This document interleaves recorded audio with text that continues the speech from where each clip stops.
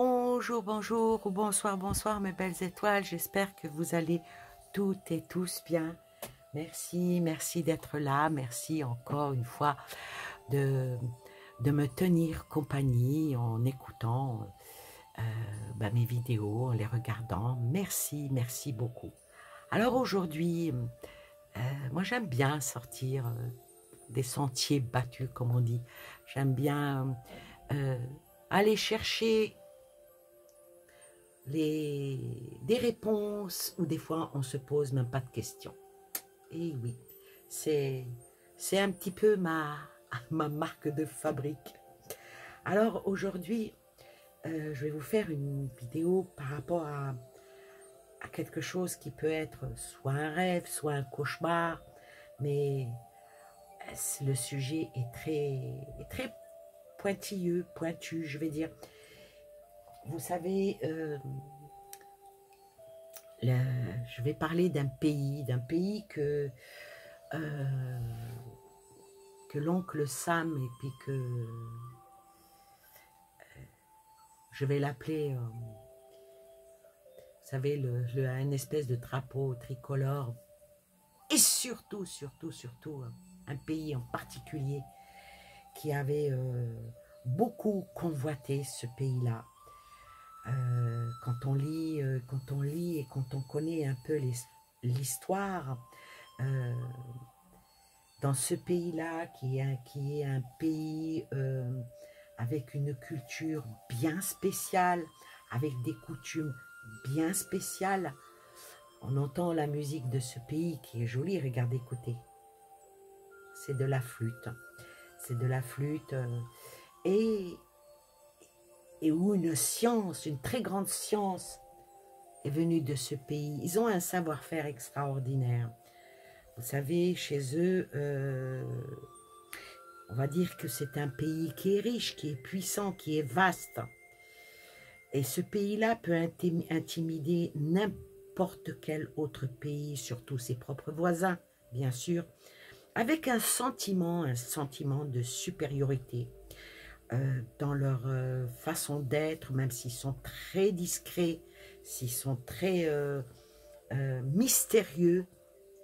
Pour eux, nous sommes le berceau de la civilisation, d'une des plus grandes civilisations que cette terre a apportées. Pour eux, ils nous disent à nous, vous venez faire le commerce avec nous, on est ouvert, mais nous, on n'achète rien de chez vous. Pourquoi? Parce qu'on peut presque tout faire. Fut un temps où ce pays-là était extrêmement convoité parce que c'était un pays où il y avait des empereurs. C'était un pays qui avait été convoité par l'Angleterre et qui, pour faire en sorte qu'il y ait une guerre profonde. Cette guerre profonde, quand on vient à connaître l'histoire et quand on s'intéresse bien sûr, hein, l'Angleterre a fait entrer dans ce pays l'opium. C'était une arme lente et c'était vraiment une attaque dans toute la population. Curieux et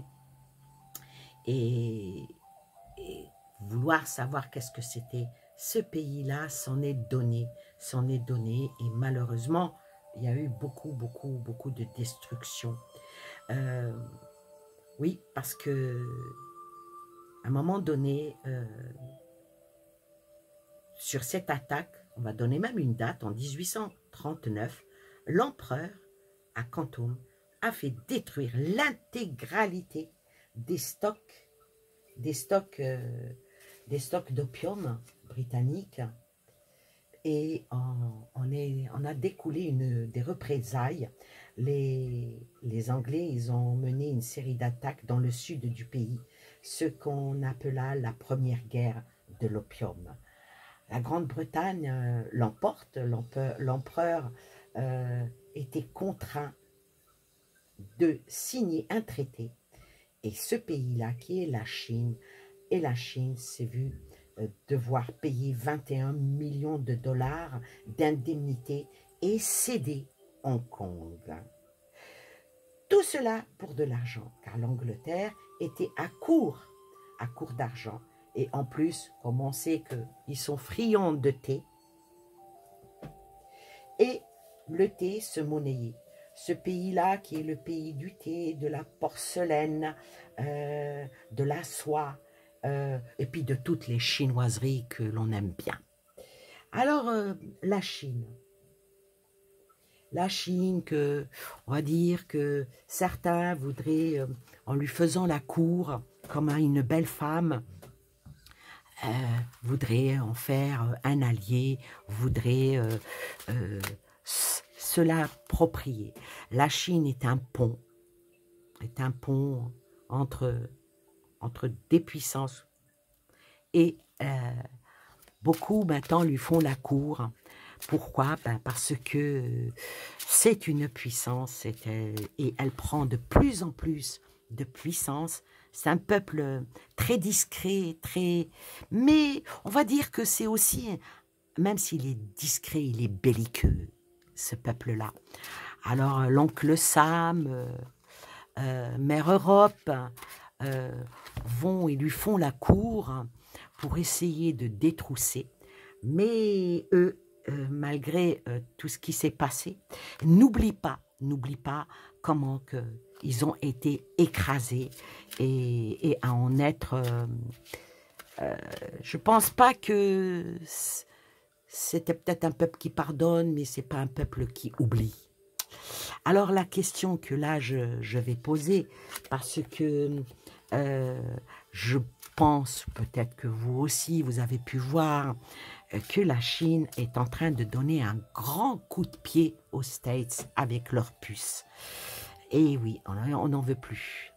Alors moi, je vais avec ce jeu-là qui est très très beau. Bon, ce jeu-là n'est pas... Je sais pas si c'est... Je pense qu'il est japonais. Hein. Ou même... Bon, c'est des illustrations. Il est de Lucy Cavendish. Qui est très très beau. Donc j'ai pris, je suis restée un petit peu, on va dire, dans le thème, pour rester dans le thème et dans la continuité de cette voyance tout en beauté, en prenant bien sûr des mangas, c'est plutôt, je crois que c'est japonais les mangas, hein. Et puis bon bah des oracles et pourquoi pas des tarots pour voir. Alors je vais prendre celui-ci et je vais poser la question. Comment est ce peuple que l'on ne connaît pas trop? On ne connaît pas trop, nous, les Français, les Européens, on ne connaît pas trop. Et puis, vous savez, on a pris l'habitude, quand certains médias, certaines personnes bonnes pensantes nous diabolisent quelque chose, ah oui, c'est un pays dictateur, c'est un pays oppresseur, c'est un pays, voilà, ça a toujours été comme ça, quand on veut, comme il dit l'autre, quand on veut se débarrasser de son chien, on dit il a la rage. Alors, tiens, si on faisait appel un petit peu à Edmond. Ah, oh, merci, j'attendais que tu m'appelles. Je voulais pas te couper la parole, ma belle Annie. Ouais, les Chinois. Dis-moi, est-ce que je peux raconter une petite blague chinoise? Ouais, mais fais attention à ce que tu dis. Parce que... Bon, d'abord, je vais raconter une histoire américaine. Hein, ça, on peut. Vas-y. Bon, pourquoi aux États-Unis, quand ils doivent arrêter un homme de couleur, il faut 4 policiers? Je ne sais pas. Il faut un policier pour mettre les menottes aux malfaiteurs et il en faut 3 pour tenir la radio. Ok. Oh, elle n'est pas si drôle que ça, celle-là. Allez, vas-y, pour les Chinois, qu'est-ce que tu pourrais en dire? Pour les Chinois, pourquoi les policiers chinois vont toujours par 3? Je ne sais pas. Parce que le premier, c'est lire, le second, c'est écrire, et qu'il faut un 3e pour surveiller ces 2 intellectuels. Voilà. La surveillance qui est chez eux quelque chose de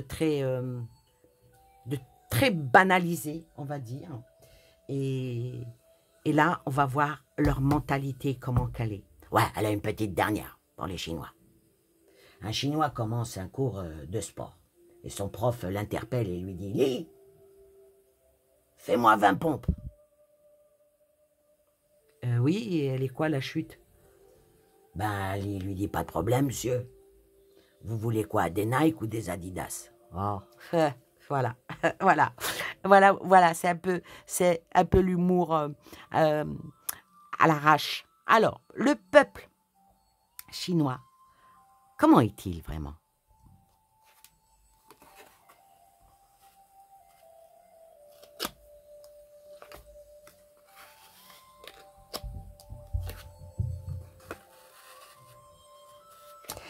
Alors, comment il est le peuple chinois? C'est extraordinaire. Hein. Alors, j'ai sorti la transcendance, la lisière et la cérémonie du thé. Alors, je vais dire que le peuple chinois, il est toujours dans l'observation des autres hein, et dans l'ancrage avec la lisière, dans l'ancrage dans son propre pays. Ses valeurs, à eux, personne ne pourra leur enlever. C'est simple, ils copient, ils imitent, ils font, ils travaillent, mais eux, leur culture, leur religion, malgré qu'ils ont eu beaucoup de chrétiens chez eux, hein, il y en a beaucoup qui ont embrassé le christianisme et tout cela, beaucoup, il y a eu beaucoup cette guerre-là hein, qui a été menée entre eux, dans leur propre peuple par rapport à ça. Et la cérémonie du thé. Donc, leur manière de s'habiller, de manière d'être, leur manière de... leur sus et coutume, rien, ni personne ne peut les faire changer. La, tout ce qu'il y a là en Occident, en Orient, dans tous les pays, on vous regarde, on vous observe, mais on ne vous imite pas, surtout dans la manière de vivre. Oui, on va dire qu'ils sont prisonniers de leurs pensées, mais ils sont aussi pionniers. Ils sont pionniers, ils sont toujours en retrait. Ils sont toujours en retrait. On est prêt à tout. On est prêt à tout en cas où ils se sentent agressés par rapport au siècle dernier. Là maintenant, si quelqu'un essaierait d'attaquer la Chine,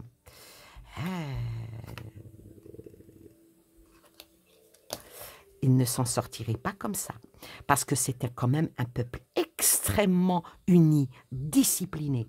Avec le rituel et les offrandes, ils sont capables d'offrir le meilleur comme le pire. Ça, c'est une sacrée mentalité. Allez, encore une petite rangée par rapport à leur manière d'être.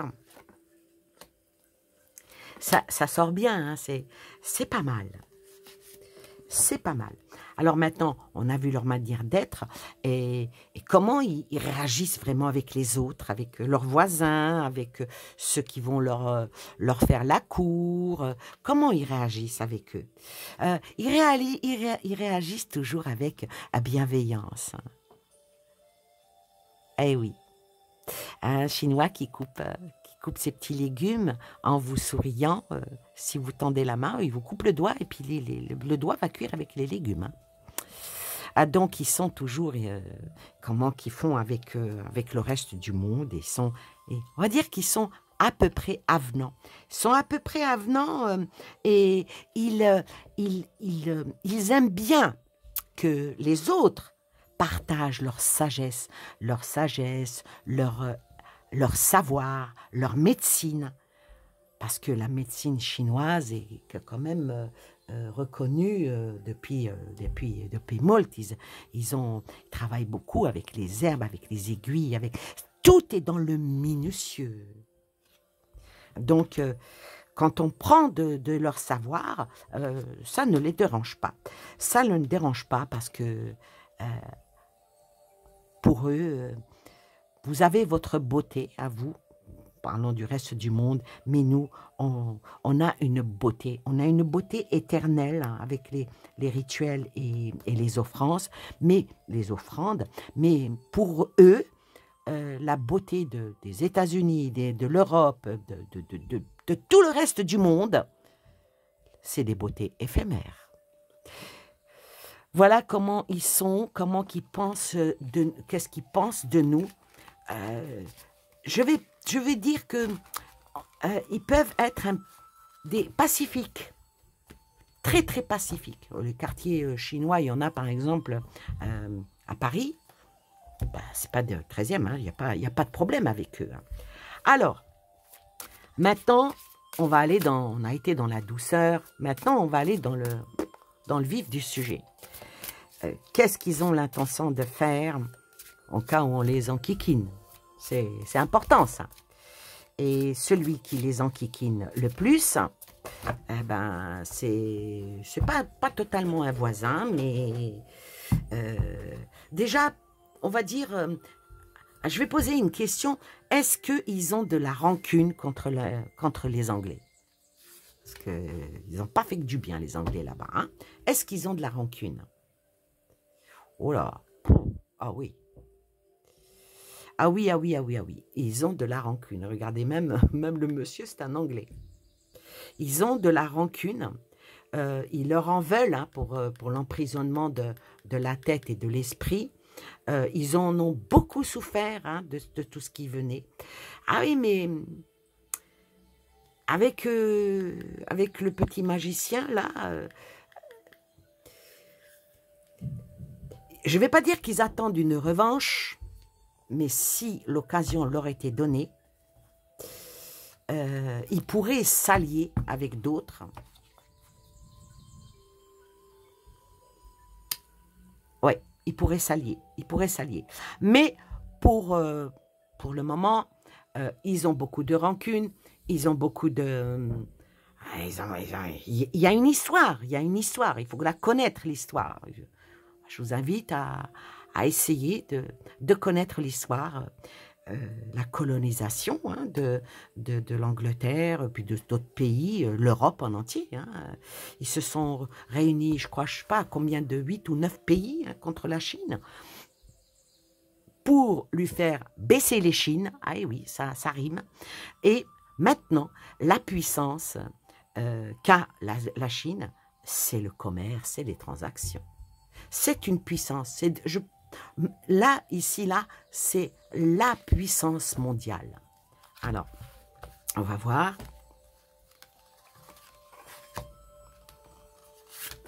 Alors, les Chinois, qu'est-ce qu'ils vont faire?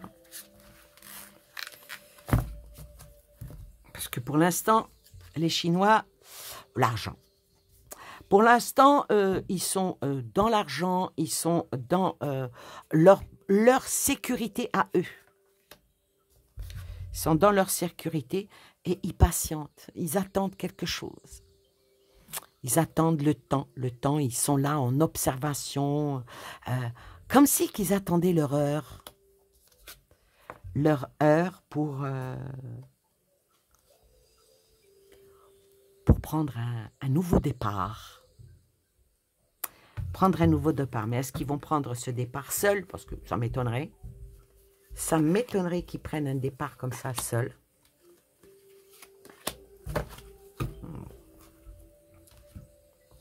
Alors, voilà. Cette carte ressort. Hein. L'argent, le commerce. Ah, il y a encore la même carte qui arrive. Et... il donne pour le moment, il donne l'impression qu'ils sont en osmose, qu'ils sont... moi, je vais dire que ils vont donner l'illusion qu'ils vont s'allier, mais est-ce qu'ils vont vraiment s'allier? Ils vont s'allier avec qui? Haha. On va prendre la triade hein, par rapport aux Chinois. Alors, qu'est-ce que vous pouvez nous dire par rapport à la Chine et le reste du monde, s'il vous plaît. Ah, oula, 3 qui sont venus, ben on les prend. Alors, la Chine et le reste du monde. Ils regardent les choses. Eux, ils ont compris hein, que le monde est en malheur, que le monde est en sacrifice. De toute façon, ils le font aussi chez eux. Et traversée du désert, une clé et un... Alors, les Chinois sont en observation de quelque chose qui va s'écrouler comme un sacrifice, et ils vont arriver avec, quand tout ça, ça va rentrer dans une période stérile, eux, ils vont dire « Coucou, on est là, hein, on est là ». Bon, alors, puisqu'il est sorti 5 cartes, alors, qu'est-ce qui... Oh, 2 cartes qui viennent toutes seules. C'est assez compliqué de faire un tirage comme ça. Parce que... eh oui, l'illusion, la fusion, l'erreur, les ordres et l'initiation. Alors, moi je vous dis que si en cas où il y a quelque chose d'extrêmement négatif qui devrait se passer, la Chine serait encore beaucoup plus puissante qu'elle ne l'est aujourd'hui. Ouais. Mais les alliances qu'elle fait, elle les fait intelligemment. Et quand il signe quelque chose, et ben maintenant, c'est plus comme du temps de l'empereur, il ne céderait pas tout. Et oui, en tout cas, la Chine, elle est là en observation, elle est là en train de scruter l'horizon, en sachant que l'Europe et que les States font une énorme erreur en voulant sacrifier pour le malheur. Tout ça, c'est du faux, hein, puisqu'il y a de l'illusion. Hein. Et puis, en cherchant une nouvelle alliance. Mais eux, ils ne sont sous les ordres de personne. Et ils pourraient même aller vers quelque chose de beaucoup plus puissant avec une nouvelle initiation, un nouveau départ. Alors, un nouveau départ...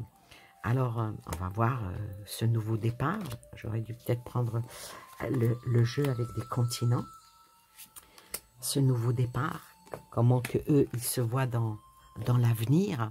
Un nouveau départ avec quelque chose de vraiment de nouveau qui emmènerait vers le pays du soleil levant. Mais le temps. Est-ce que le temps joue en leur faveur? Ah oui. Ah oui, ça joue en leur faveur contre le côté qui n'aime pas, quoi. Ouais.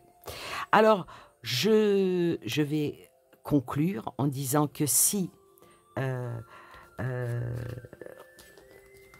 certains pensent qu'ils pourront faire plier la Chine,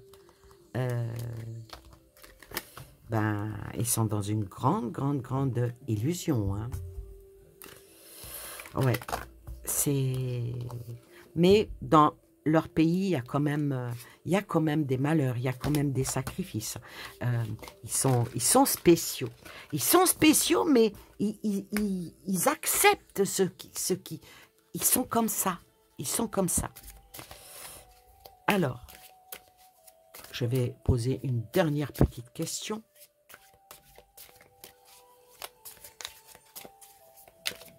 Alors la question serait, est-ce que la Chine se rallierait à l'Europe? C'est fort. On verra. Allez, on essaye. Hein, on essaye. Message. Ah, c'est le souhait de l'Europe. Avec le temps. Message, le temps. Vous savez, la Chine voit l'Europe comme un énorme bonbon. Je vois cette image-là, une énorme sucette.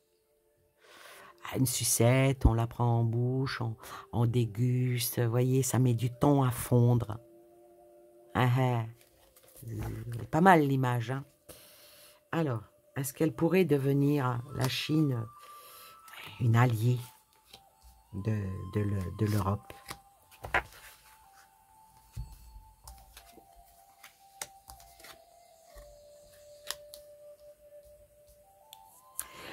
Alors la Chine a collaboré avec l'Europe. De toute façon, question commerce, de toute façon, quand on vient avec de l'argent, et à l'époque, si on revient à penser à quand ils commerçaient, ils n'acceptaient pas de billets, ils n'acceptaient que des pièces en or ou en argent.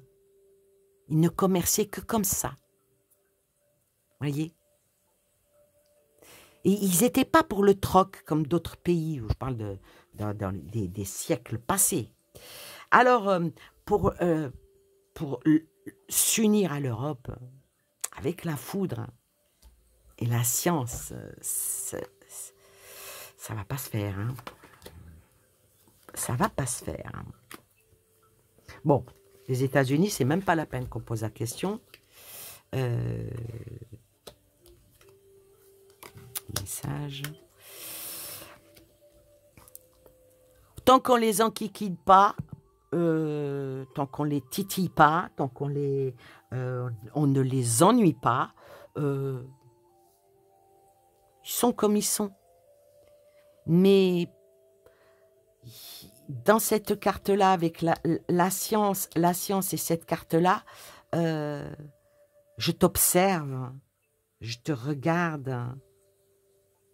Mais attention, aussi bien que je peux te dire je t'aime, je peux t'envoyer du vitriol dans la tronche. C'est quand même, ils sont quand même dangereux. Ils sont quand même dangereux. Allez, on va le faire juste pour... Est-ce qu'un jour, ils seraient alliés avec les États-Unis? On pose la question. Hein. On s'amuse.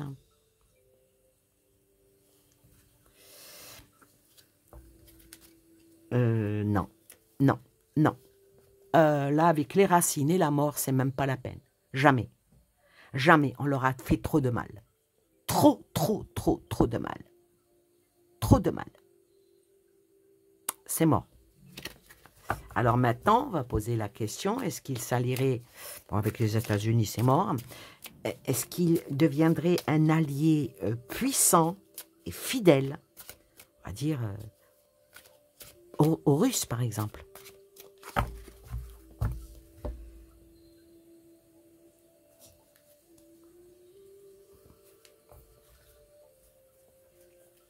Ah ah, c'est quand même assez intéressant, l'initiation et les ordres. Alors, l'initiation, cette carte-là, parle d'enseignement, parle d'apprendre, de tout ce qui est dans l'utilité et dans la forme avec des ordres. C'est-à-dire que dans leur manière d'être, il y a quelque chose qui les rapproche. Alors, on va voir. Est-ce qu'ils pourraient être beaucoup plus proches que ne le souhaitent les ordres qui reviennent, l'équité et la réussite. Oh là. Donc voilà, vous avez une réponse d'après mon jeu. En cas de grand conflit, que l'on n'espère pas du tout, hein, ces deux grandes forces se réuniront. Alors, si, admettons, on va y aller dans le si, hein, si ces deux grandes forces se relier, les autres petits pays qui sont autour suivront, ou de toute façon, c'est toujours le plus fort qu'on suit, hein. C'est normal, on va dire le leader qu'on suit. La Chine et l'Afrique. Ah, c'est très intéressant, la Chine et l'Afrique. Alors, la Chine et l'Afrique.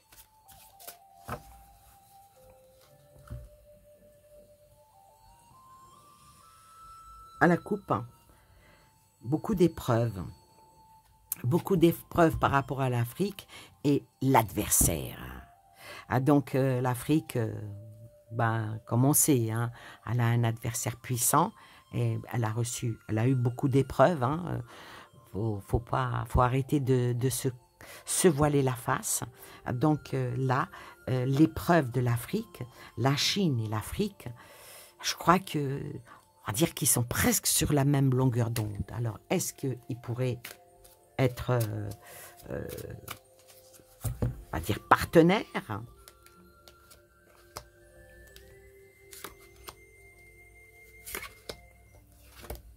La paix, nouvelle porte et la clé. Oh là. Alors là, c'est un oui aussi. Un oui franc, clair et net. Et ça fait peut-être un petit peu peur du côté de l'oncle Sam. Parce que là, je ne sais pas si vous vous souvenez, j'avais fait une vidéo il y a quelques mois sur le BRICS. Et j'ai dit que sur le BRICS, il y aurait certainement un A qui va se rajouter. Ben, je pense que ça peut le faire. Voilà pour cette vidéo, je voulais la faire. Alors, juste encore une dernière petite question. Vu que les Chinois, ils sont en train de tacler les États-Unis par rapport à une certaine puce qu'ils ne veulent plus, non, ils n'en veulent plus. Ils n'en veulent plus parce que les rois du flicage, c'est eux. Alors, avoir cette puce qui va les fliquer, eux, hein, ils ne sont pas d'accord. Écoutez, ils sont tous sauf bêtes. Hein. Ah non, non, ils ont oublié d'être bêtes. Hein. Oui, ils ont oublié d'être bêtes. Hein. Alors, comment ça va se passer par rapport à ça? C'est un sacré coup. Hein. C'est un sacré coup de question finance hein, pour les États-Unis. Comment ça va se passer par rapport à tout ce qui est commerce entre eux? Parce que eux, ils s'autosuffisent. Hein. Ah, ils ont besoin de personne. On me dit que ce peuple-là, il peut très bien se passer même de l'électricité. Pourquoi? Parce qu'ils peuvent se coucher avec les poules et se réveiller avec le coq. Et ils s'autosuffisent. Mais vraiment. Ils ont besoin de rien. Et ils se contentent de peu. C'est ça aussi, leur force. Ils se contentent de peu. Les pays où les gens se contentent de peu, c'est des gens déjà valeureux, et d'un et d'une. Et c'est des gens même dangereux, parce qu'ils n'ont rien à perdre. Ah oui, contrairement à nous. Le temps, c'est mort et c'est écrit. C'est radical, c'est bon, c'est... il n'y aura jamais de vrai... commercer, se respecter entre guillemets, mais pour devenir amis, frères et tout ça, ça c'est oublié. Ils n'ont aucune confiance à l'Occident, mais alors là, pas du tout, du tout, du tout. Ils se retourneraient plus vers l'Afrique, vers le Moyen-Orient, vers la Russie. Ils pourraient même faire copinage avec un Martien, mais pas... Non. Alors le temps, c'est quoi le temps? Le temps, l'illusion. Hein. La mort, qu'est-ce qui est mort? Ah bah, c'est mort de chez mort, mais il y a une carte qui s'est posée sur le... c'est bien réfléchi. Avec cette carte-là, la science, c'est très très bien réfléchi. Et puis, la Chine, elle a été longtemps isolée. Hein. L'embargo et tout et tout. Et le papyrus, qu'est-ce qui est écrit? Qu'est-ce qui est écrit? La pénitence. Non. Ce qui est écrit, ce qui est acté avec cette carte-là, je dirais que il serait même capable d'être... bon, cette carte-là représente la punition, les peines, châtiments, le supplice, les sentences qui sont écrites, qui sont... pourvu qu'il n'y ait pas de guerre, hein, parce que ce peuple-là, je ne sais pas s'il pourrait raser les States, s'il le ferait. Voilà, voilà pour cette vidéo qui s'appelle La Chine, entre le rêve et le cauchemar. Ben, pour certains, c'est le rêve, et pour d'autres, ben, c'est le cauchemar. Sur ce, je vous souhaite plein de belles choses à vous et aux vôtres, et je vous dis à très bientôt pour une nouvelle vidéo, comme ça, en toute légèreté. On s'amuse, et puis ça m'a fait du bien, ça m'a détendu. Voilà. Bonsoir, bonsoir les belles étoiles. Moi aussi, je vous fais des gros bisous. Merci Edmond, et puis bah, à très bientôt. Bye bye.